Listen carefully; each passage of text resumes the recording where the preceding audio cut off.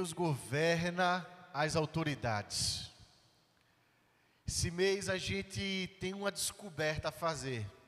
E claro que a gente já está descobrindo isso. Só que esse descortinar, esse aprofundamento, principalmente num dia como o dia de hoje, ele é muito importante para a gente. A gente vai descobrir cada vez mais um Deus que é soberano. Vamos orar? Deus, essa é a Tua palavra, Pai.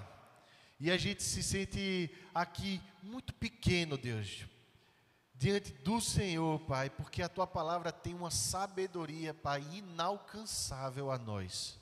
Então a gente te pede que o Senhor revele, o Senhor mostre, o Senhor ilumine essa sabedoria, Senhor, para que a gente aprenda mais do Senhor, descubra mais quem é o Senhor, se relacione mais contigo, Deus, e esteja, Pai, cada vez mais descansado, confiante na Tua presença soberana, Pai. Obrigado, Senhor, porque nós temos a Tua palavra. Obrigado porque nós podemos conhecer o Senhor cada vez mais. E o Senhor quer se dar a conhecer a cada um de nós, Deus. Em nome de Jesus. Amém e amém. Esse é um dia de muita tensão, não é? Eu não sei como é que está o grupo da família dos irmãos, do WhatsApp. Eu não sei como é que está a sua rede social, seu feed de notícia. Eu não sei como é que está enfeitado o seu prédio, né? Quais são as cores das bandeiras, quais são as mensagens. Mas o que eu sei é que nós temos vivido dias e parece que hoje se tornou mais sensível ainda, dias de muita tensão, onde a insegurança, o medo, ao mesmo tempo a raiva, o desprezo, eles parecem que crescem. E parece que o amor, ele se esfria nos relacionamentos, apesar de serem relacionamentos tão próximos. Talvez, há pouco tempo atrás, no seu grupo da família, aquela sua tia só estava mandando mensagem de bom dia com Jesus, com o gatinho, não é? Aquela sua tia estava só mandando corrente, né? Manda para 10 pessoas, senão você, né? E tal. Mas hoje não. Hoje é bom dia não. Eu quero fulano, eu quero Beltrano, não é? Bom dia nada, hoje é dia de votar, hoje é dia de não sei o quê, e vai morrer. E é mensagem de ódio para todos os lados, não é? E a gente vê que o ser humano, quando ele se sente ameaçado, e a gente se sente muito facilmente ameaçado, a gente facilmente se sente inseguro, por mais difícil que seja para a gente admitir, a gente expressa essa carga toda de desprezo, de desamor, de desafeto, de mágoa, de ressentimento, de esfriamento. A gente se afasta uns dos outros. Pessoas que eu vi e eu caí na besteira de chegar da reunião do conselho tão abençoadora e de repente eu vou olhar minha rede social, Facebook. Eu tenho um Facebook fossilizado que eu nunca vejo, mas de repente eu tive uma curiosidade assim meio mórbida. Eu disse, eu vou olhar, e eu perdi o sono. Literalmente eu perdi o sono, porque eu lamentei tanto de ver gente que era adolescente comigo um dia desse, né? Que era adolescente comigo agora dizendo assim: eu gosto muito de você, mas pensando assim, não dá pra gente viver junto. Eu gosto muito de você, mas desse jeito eu excluo da minha rede social. Faça como eu excluí todo mundo. Faça como A, como B, porque é fascista, porque é nazista, porque é manobrista, porque é motorista. Ninguém sabe, é um monte de ista que o pessoal vai inventando, não é? E um acusa o outro, de modo que parece que quando a gente se sente ameaçado, essa coisa toda vai emergindo com uma força imensa. E tudo na vida da gente parece que se abala. O seio familiar parece ser agora um lugar de beligerância, de guerra. Qual o remédio para isso? Como é que a gente faz para a gente olhar para isso, não achar normal e transitar na direção oposta? A resposta da gente, em última análise, é descobrir um Deus soberano. E por que isso é importante? A gente vai descobrir. E eu quero te convidar a abrir a Bíblia agora no Evangelho de Marcos. A gente vai do capítulo 14, dos versículos 53 até o versículo 72. Para a gente ver dois julgamentos. Evangelho de Marcos, capítulo 14, versículo 53 até o versículo 72. Marcos 14, 53, até o final do capítulo, enfim.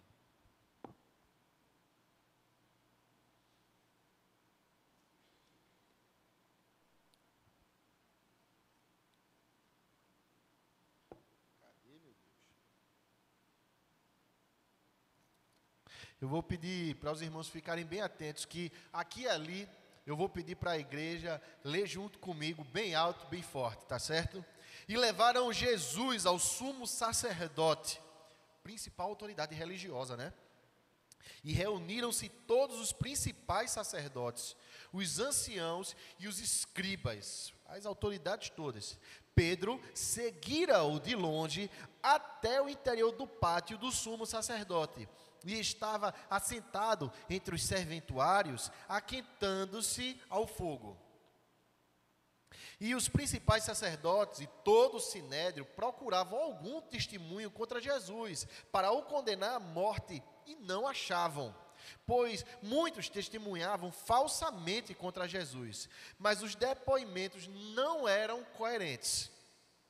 E levantando-se alguns, testificavam falsamente, dizendo: nós o vimos declarar, eu destruirei este santuário, edificado por mãos humanas, e em 3 dias construirei outro, não por mãos humanas. Nem assim o testemunho deles era coerente.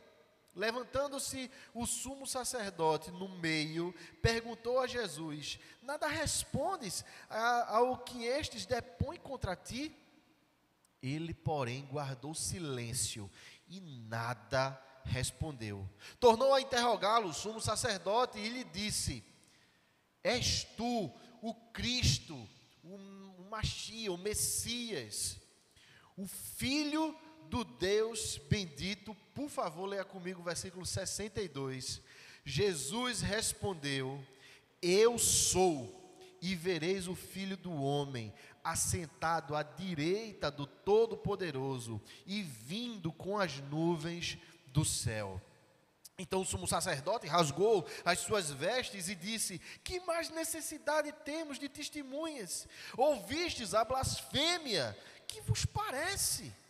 E todos o julgaram réu de morte. Puseram-se alguns a cuspir nele, a cobrir-lhe o rosto, a dar-lhe murros e a dizer-lhe: profetiza.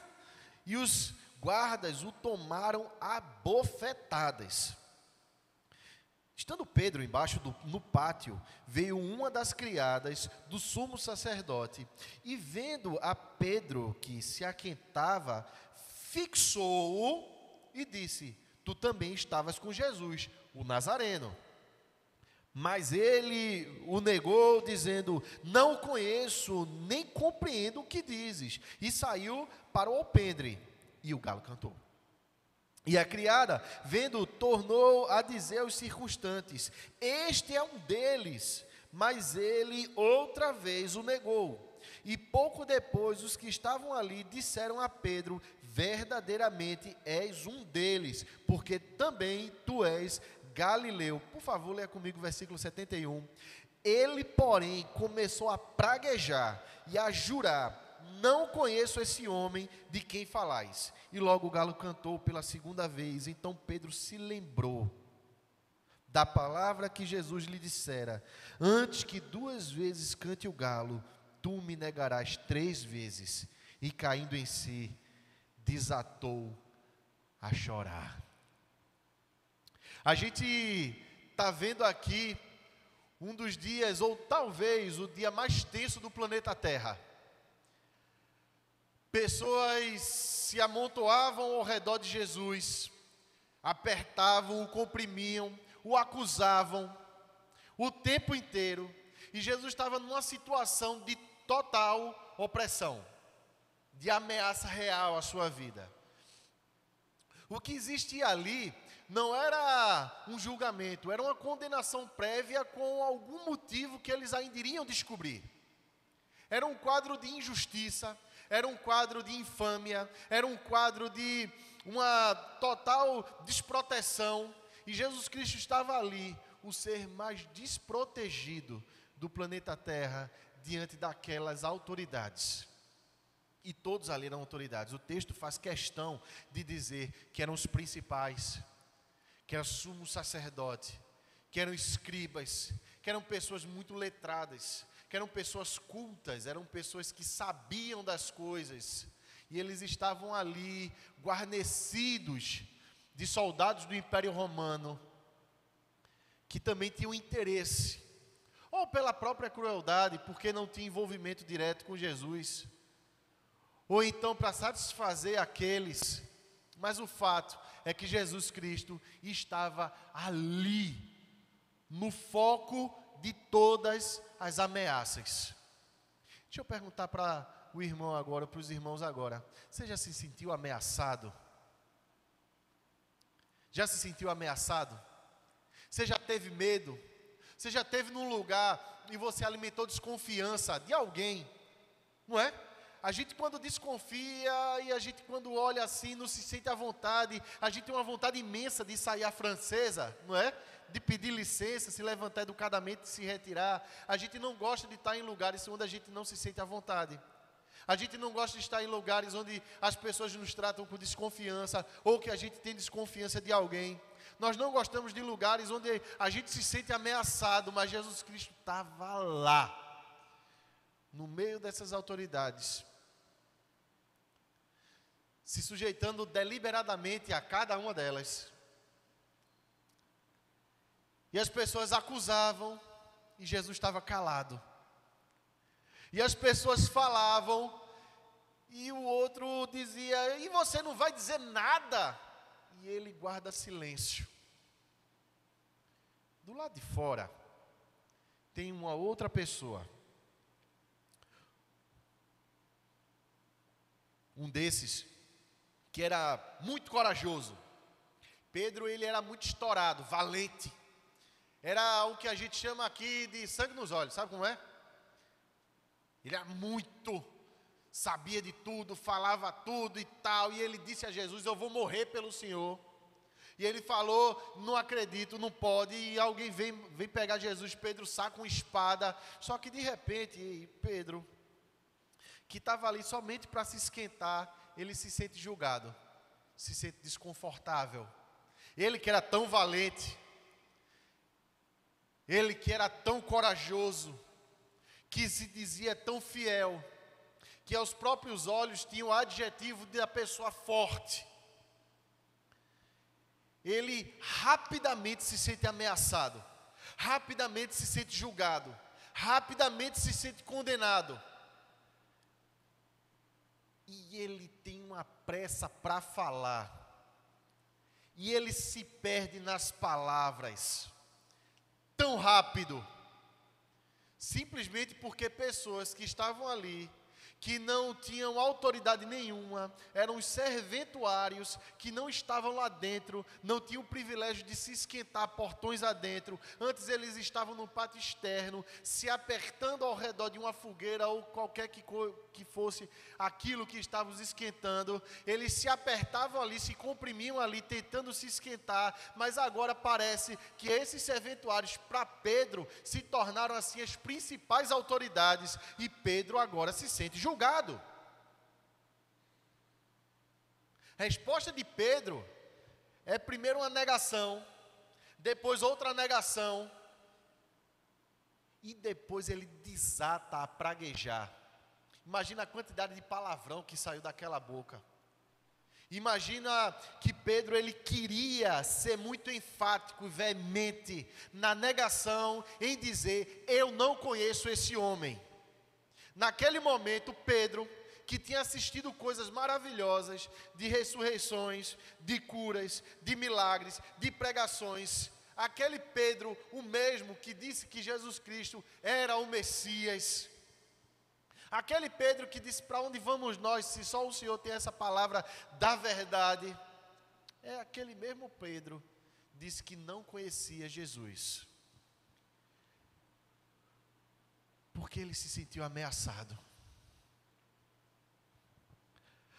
A grande questão é, por que Jesus Cristo, depois de ter passado pelo Getsêmani, chorado e suado sangue, depois de ter convidado os próprios apóstolos, os próprios mensageiros dele, os discípulos dele a orar com ele, depois de Jesus Cristo ter experimentado assim uma tristeza, uma depressão profunda, ele não se entrega à desconfiança, e ele está seguro, e ele está calado, e mais do que isso, ele responde apenas a uma pergunta, e a pergunta faz toda a diferença. Por isso que eu pedi para os irmãos lerem comigo, e essa resposta de Jesus mostra muito de Jesus, mostra sobre todas as coisas a confiança dele, e a fonte da confiança dele. E ele estava lá solitário, e a gente estava vendo ali a figura de que os profetas falavam no Antigo Testamento: homem íntimo de dores, aflito, ferido de Deus, oprimido, vendo ali tudo em Jesus Cristo, vendo naquela figura, muito provavelmente já abatida, cheio de hematomas, clima de tensão no ar, mas a gente está vendo ali a figura de um Jesus Cristo seguro. Ao mesmo tempo está lá fora um homem que podia se levantar e sair a qualquer momento, mas a gente vê a figura de um homem ameaçado. Por que a gente se sente tão ameaçado? Por que a gente se sente tão inseguro? Porque hoje, esse dia, como o dia de hoje, é um dia de tantas inseguranças. Em primeiro lugar, é porque nós alimentamos no nosso coração algumas ilusões que Jesus Cristo quebra. E Ele quebra através do exemplo dEle e através do que Ele fala. Jesus Cristo, Ele mostra que o ser humano, ele facilmente se sente ameaçado. E parece que um carpinteiro que sai do nada, um nazareno, sai de um arruado chamado Nazaré, que era uma comunidade inexpressiva, mesmo para Israel subjugada pelo Império Romano, que era um homem que não tinha estudado em canto nenhum, mas estava cercado por pessoas estudiosas, que era alguém que tinha juntado assim alguns seguidores, mas que já contava com a inimizade de muita gente. Mas ainda assim, esses sacerdotes, eles se sentiam ameaçados pela pessoa de Jesus, a ponto de querer matá-lo. E quando a gente se sente ameaçado, a gente quer afastamento, a gente deseja inclusive a morte daquela figura tão ameaçadora para a gente. O ser humano se sente facilmente ameaçado, porque o ser humano alimenta ilusões de grandeza pessoal. E quando essas ilusões elas se abalam, a pessoa vê que ela não é de ferro. A pessoa vê que ela apostou no lugar errado, que ela montou a identidade dela a partir da figura errada. Isso por quê? Porque Jesus Cristo estava diante de um sumo sacerdote que rasga suas vestes, num sinal de protesto e sofrimento profundo, porque ele tinha montado para ele, no coração dele, que a figura mais próxima de um Messias que poderia existir era ele, e não Jesus Cristo. Isso porque ele tinha alimentado a ilusão de que o mais próximo, de que as pessoas poderiam chegar de Deus, era através dele. Isso porque ele alimentou a ilusão de que Deus era um ser impessoal e distante, e que dava migalhas da sua atenção através desse sumo sacerdote. E quando aparece alguém que diz ser filho de Deus, isso para esse sacerdote significa a ruína da identidade dele.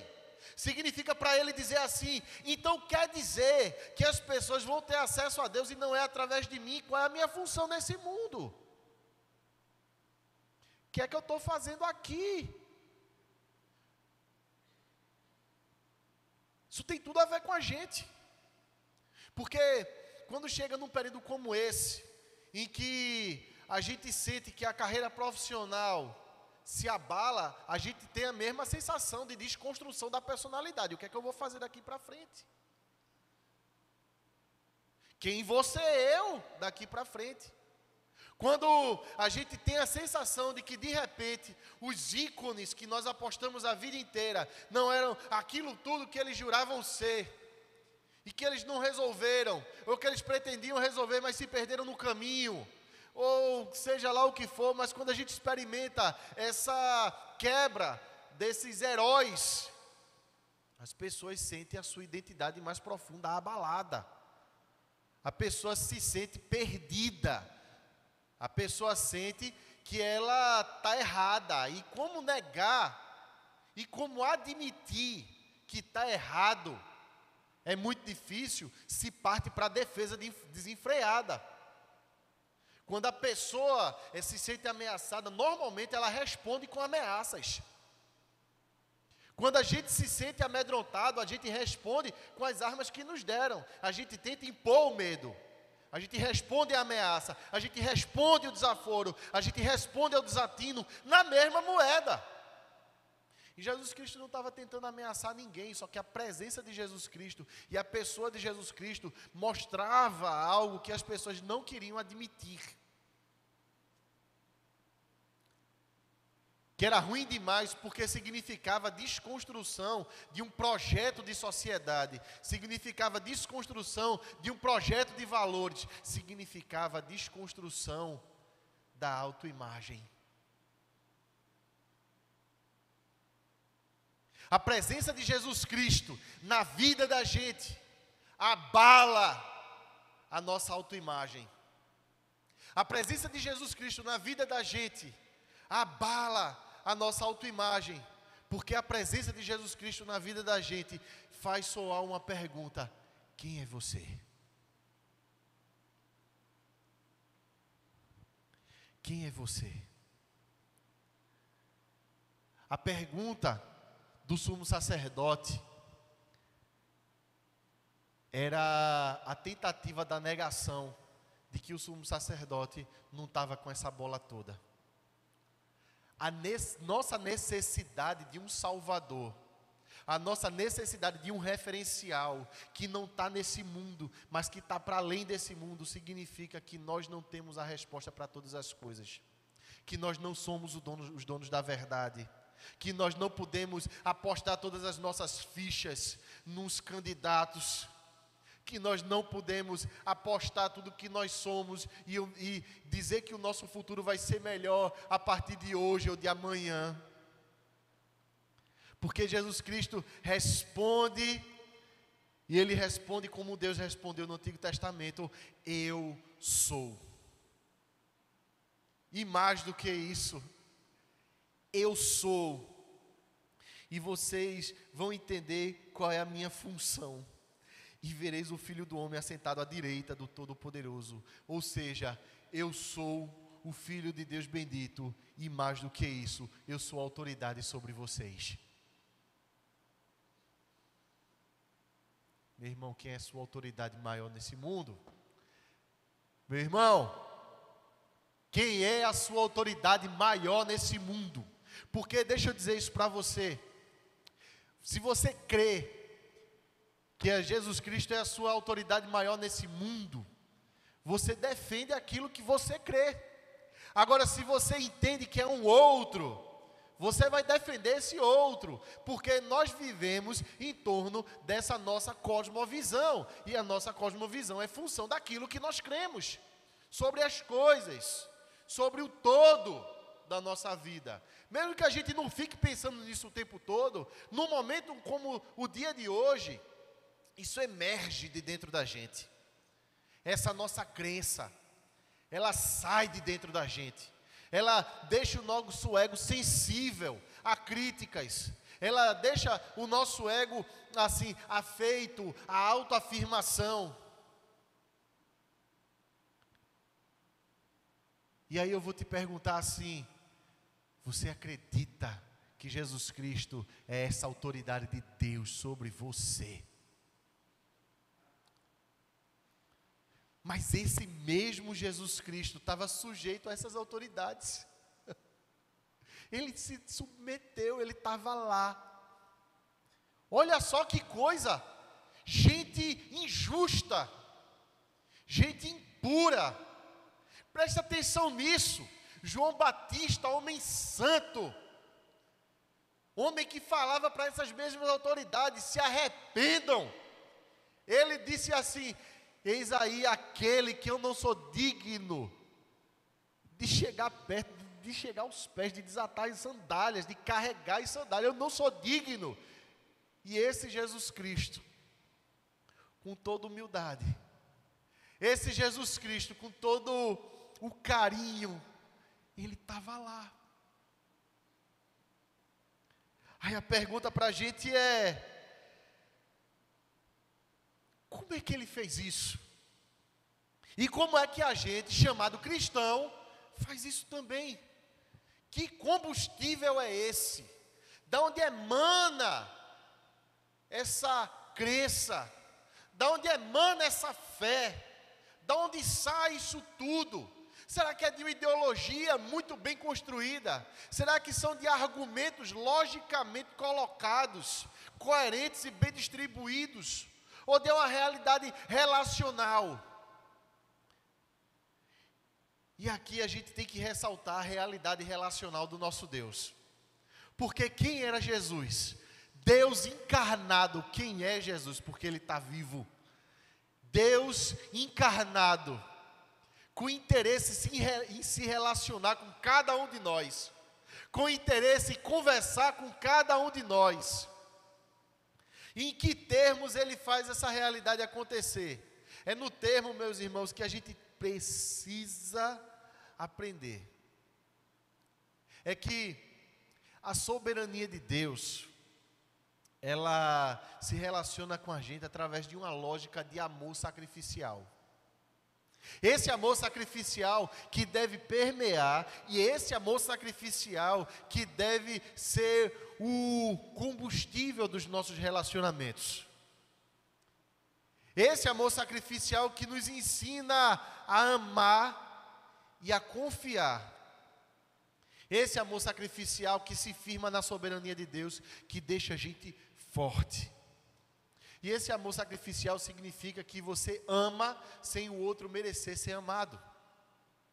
O que é que Jesus Cristo poderia fazer como aquele que profetizou e que disse que subiu aos céus? E quando Jesus fala aqui de nuvem, vocês verão na nuvem, não são nuvens como essa que carregam o nosso céu no dia de hoje, mas é esse Shekinah de Deus, essa glória de Deus. Esse todo-poderoso Jesus Cristo poderia ter feito o quê? Se a gente tem condição de subjugar e de agora oprimir, e de agora ameaçar, e de agora matar aquilo que nos oprime, a gente faz, mas Jesus estava ali submisso. E Ele só responde aquilo que Ele deve responder. É simples a razão, meus irmãos. É porque a vida de Jesus Cristo, ela era um todo de amor substitutivo. Então, a pergunta que havia era: como é que eu faço para manifestar amor substitutivo por essas pessoas? Quem está se opondo a você hoje, meu irmão?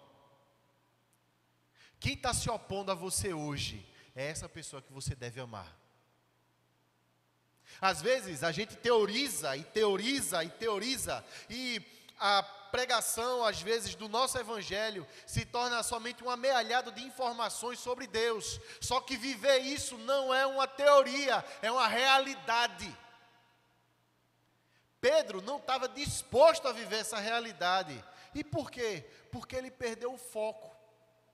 Porque ele achou que o sonho acabou. porque ele tinha apostado todas as fichas no Jesus Cristo genérico, no Jesus Cristo construído à imagem e semelhança dele. Ele achava que Jesus Cristo não era exatamente esse Filho de Deus, mas tinha alguém que tinha sido mandado por Deus, que tinha muito poder até para ressuscitar mortos. Então ele tinha poder para manter um exército inteiro vivo, e ele ia subjugar Roma, e ia dar tudo certo.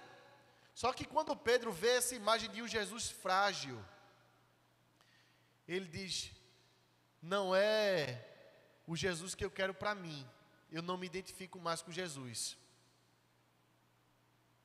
Então a gente muitas vezes teoriza tanto, porque a gente quer montar uma imagem de um Jesus que caiba certo para mim, que me faça induzir as vontades do meu coração como se fosse essa vontade de Deus, e que diga assim para a gente: não, aquela pessoa para mim, olha, ela assim, não é nem carne nem peixe, sabe como é?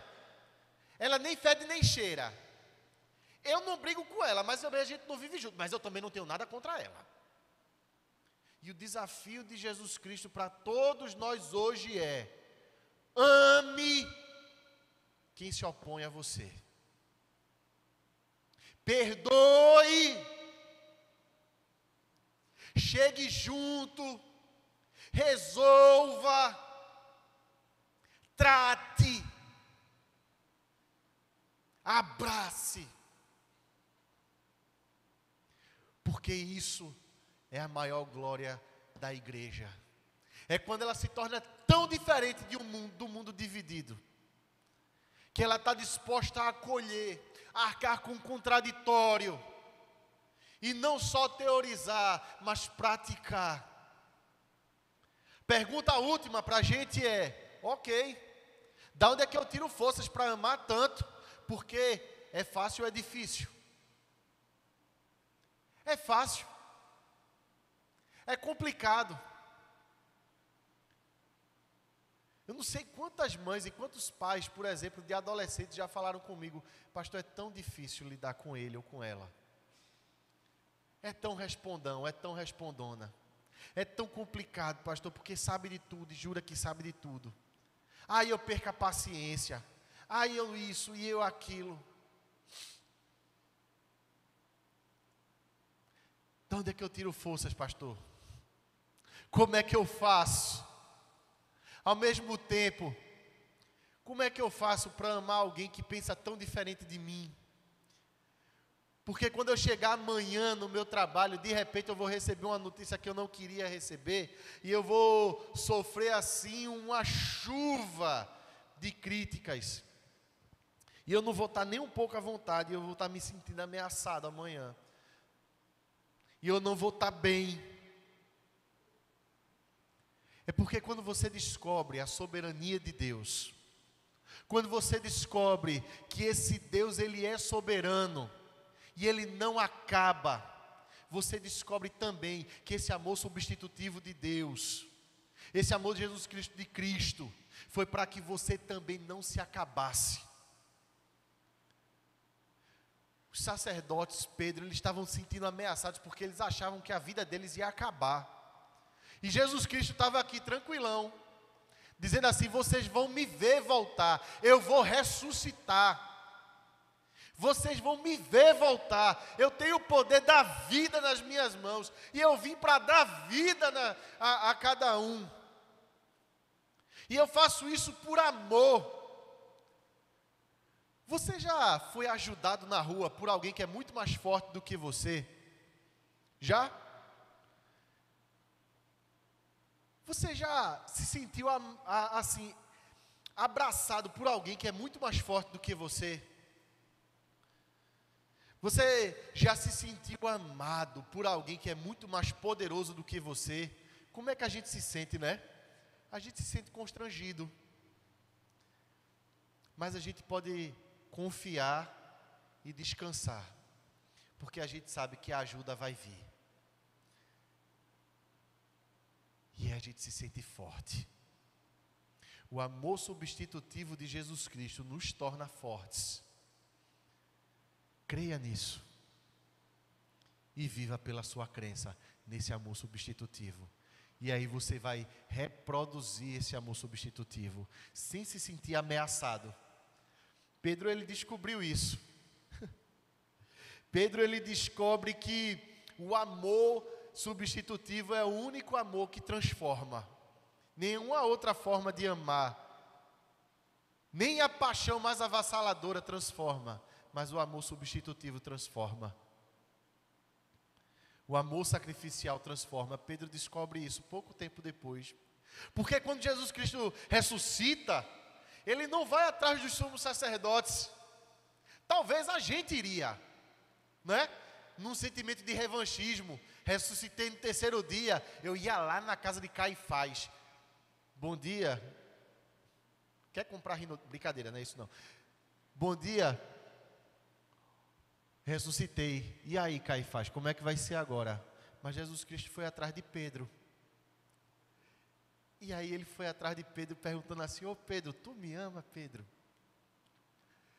E sabe o que é que Jesus Cristo estava dizendo ali? Pedro, eu te amo, Pedro. Você está entendendo que Jesus Cristo está olhando para você nessa manhã e está dizendo assim: eu te amo, meu filho. E eu amo você de forma substitutiva. Eu morri por você, eu ressuscitei para te dar vida, e a minha ressurreição está consertando o mundo. Descansa nisso, porque eu sei o que é me sentir ameaçado, mas o meu amor venceu todas as ameaças. Se sinta amado e você não vai mais se sentir ameaçado.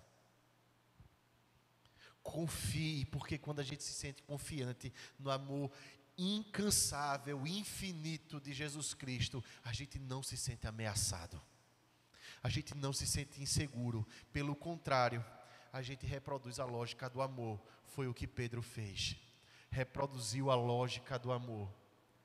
Aquelas mesmas pessoas que tinham talvez perguntado a Pedro, tinham falado assim: você andava com ele, você andava com ele. O Pedro, ele em Atos 2, vai falar para essas pessoas e vai dizer assim: vocês lembram daquele Jesus que vocês crucificaram? Pois é, esse Jesus Cristo ama vocês. E aquelas pessoas vão dizer assim para Pedro: o que é que a gente faz? E Pedro diz assim para elas: vocês vão ser batizados. Pedro descobriu a lógica do amor. Porque a lógica do amor pergunta para você nessa manhã: quem é você? Quem é você? Nesse dia de tensão e tantas ameaças, quem é você? Se você se identificar nesse mundo como pai e como mãe, você está apostando em alguma coisa que vai acabar. Se você se identifica a partir da sua profissão ou da sua vida acadêmica, você está apostando em alguma coisa que vai acabar. Se você se identifica a partir das suas amizades, você está apostando numa coisa que vai acabar. Agora, se você se identifica a partir do amor substitutivo de Cristo, você está dizendo: eu não vou passar, eu não vou acabar, eu sou eterno.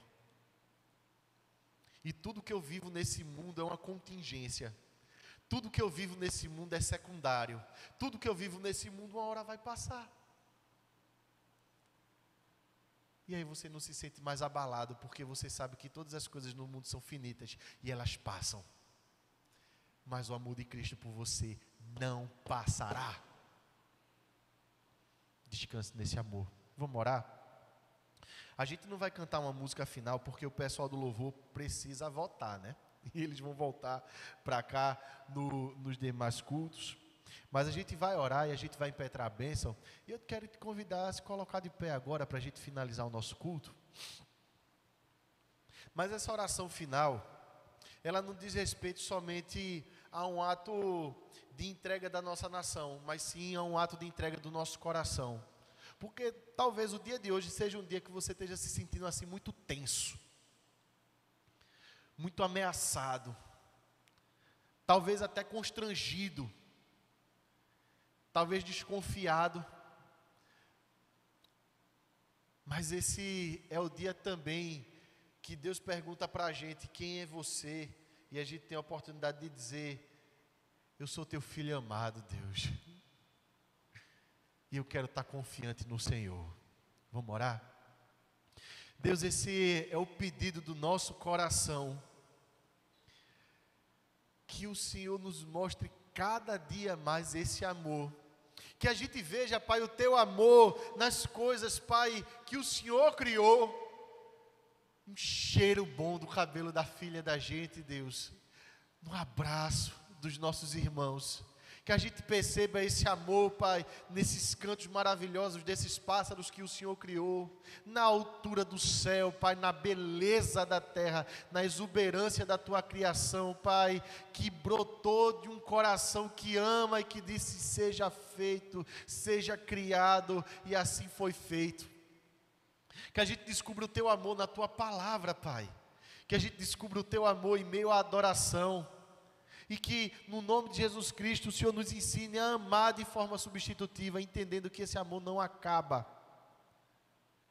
entendendo que esse amor ele não passa, que havendo profecias passará, que havendo línguas passará, mas que o amor não acaba. Eita Deus, ensina isso a gente, Pai, que a gente é tão frágil, a gente é tão pequeno, a gente se sente tão ameaçado, a gente se sente tão desconfiado, Pai. Firma a gente no Teu amor, Deus, que não passa. Ensina a gente a ser esse rio de água viva, que flui de amor. Essa árvore plantada junto à corrente de água, que dá o fruto no tempo apropriado. A ser carvalho de justiça plantado pelo Senhor para a sua glória. A ser povo de propriedade exclusiva Tua, Pai. Ser sacerdócio real, ser nação santa, Pai. Através desses vínculos maravilhosos de discipulado, através desse vínculo maravilhoso, desse ser igreja, que nos ensina na prática, quando a gente é estimulado, é instigado, é desafiado a amar. E que a graça maravilhosa do nosso Senhor e Salvador Jesus Cristo, o amor de Deus, o nosso eterno e amado Pai, e que a bênção, a comunhão e as consolações do Espírito Santo sejam derramados sobre toda a igreja, hoje, para todos sempre e pelos séculos dos séculos. Amém e amém, meus irmãos.